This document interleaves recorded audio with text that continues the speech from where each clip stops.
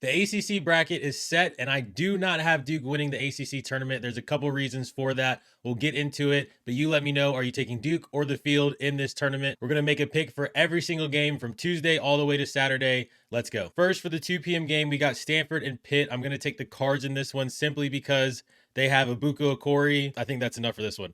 4:30, SMU versus Syracuse. Now, this one could be dicey. We don't know the health of BJ Edwards still, but I do like this SMU group more than I like Syracuse throughout the season. Syracuse did beat SMU by 1 in the Carrier Dome, but Kyan Anthony had one of his best showing as a Syracuse player in ACC play. I'm not going to take him to repeat that. Also, shout out to my guy, Boopy Miller, giving the Mustangs in this matchup on Tuesday. Virginia Tech, Wake Forest at the 7 o'clock game. Virginia Tech won the last matchup by 19.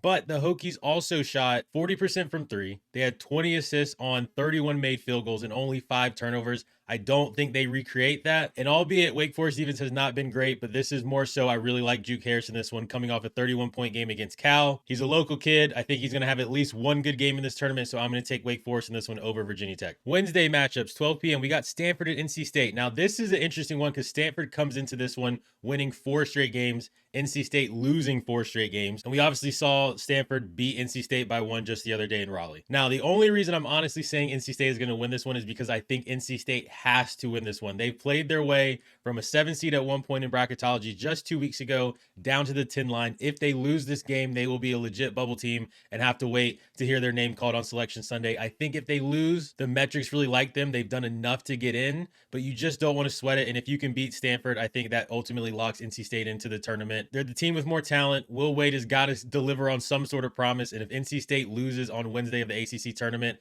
after being top 4 just a couple weeks ago, it'll be a massive failure and a huge collapse of the season. 2:30 SMU Louisville. Now, again, this is the BJ Edwards versus Mikal Brown. Who plays, who doesn't? I don't really know at this point who is going to. I think BJ has a better chance of playing.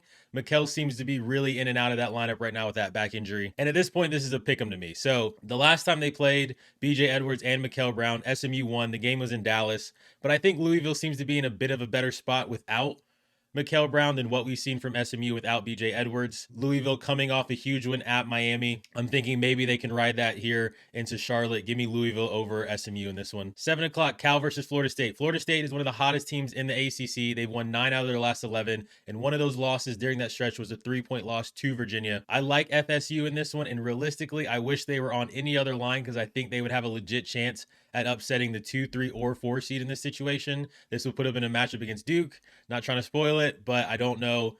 But if Florida State was on any other line, this is a team that could get really hot in Charlotte and make a good push into the ACC championship game. 9:30, Wake Forest versus Clemson. Now, Wake just beat Clemson, and Clemson looks like a shell of itself, basically going back to when they lost to Duke.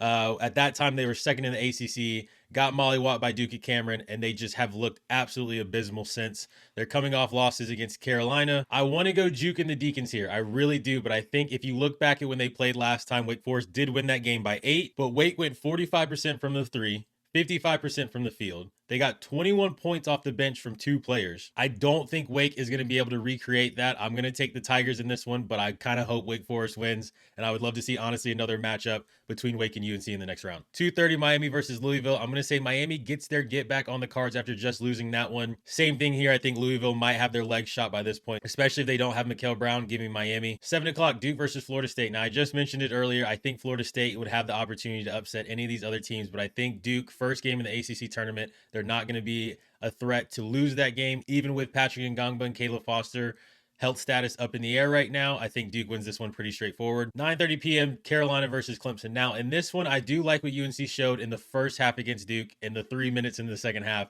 and then Duke went on a 30-6 run, and it was like goodness, and you could just see the difference between the two programs and two teams right now. Because of what we saw out of Carolina in the first half, they seem to show fight, even with the news that Caleb Wilson is not coming back in this one. They just beat Clemson, albeit it did take Luka hitting 5 threes in the second half. I don't know if he recreates that as well. He looked really bad in the Duke game, but that's what Duke does to players like that. I'm going to take Carolina, and realistically, this could be the last game Carolina wins in March, which is really sad to say. I was really hopeful to see Caleb Wilson in a March Madness run. Give me the Tar Heels in this one. They've got to get at least one in the ACC just to kind of, I don't know, keep morale up at this point. Now in the semifinals, Virginia versus Miami. Now, Miami and Virginia played an awesome game in Charlottesville just a couple weeks ago. Miami led that game by double digits at one point, and if it wasn't for a late foul, maybe that outcome is different and goes to Miami, and maybe Jay Lucas wins ACC Coach of the Year in that point instead of maybe Ryan Odom. Now, if Miami closes that game out, they have the opportunity to win. I think in this situation, I'm going to take Miami to win this game. Although I think both teams are going to be, I think this could be one of the best games that we have in the ACC tournament. This run is this Miami versus Virginia matchup. I'm going to go Miami revenge tour. They get Louisville, they get their get back, they play Virginia, they get their get back, and they set up a showdown in the ACC championship against Duke. I think we just saw this play out, even with the two players injured for Duke. I think they're just too much for Carolina to deal with for 40 minutes. So Duke is going to march their way pretty easily, I think, into the ACC championship game. Now, ACC championship, Miami versus Duke. This is the matchup I really want to see because Miami is the only top half team of the ACC that Duke did not play this year. Duke beat Virginia by double digits, Clemson by double digits. They beat State, they beat Carolina, they beat basically everybody by double digits at some point this season, even with the UNC split 1-1. Miami is the only team they have not played. I think with Duke, there could be an element of not being able to overcome these injuries for 3 games in 3 days. I think if it was split up, rest is different. But if Duke's lineup is shrink by 2 players, and with the size that Miami has, like Malik Reneau, Henderson, Uday, I give them actually a fighter's chance to just make life difficult inside the paint for Duke. They have athleticism, they have length, they're able to defend.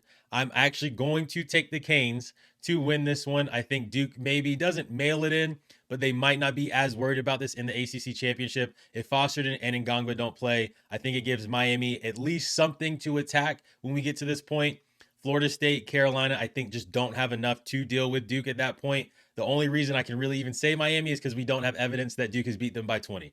So I'm going to take the Canes in this one. Jay Lucas, year 1, gets his get back. Not really get back. It's not like he has beef with Duke, but gets again another little get back for Jay Lucas to beat Duke in the ACC championship. Give me the Miami Hurricanes in this one. Guys, get your comments in. Let me know what you disagree with, who your ACC champ is in this point. And again, the question we have posed is Duke or the field in this one. Who are you taking? I'm going to take the field. Give me the Canes ACC champs 2026. Hit like, hit subscribe, and your name in the portal. We'll see you guys on the next one. Thanks.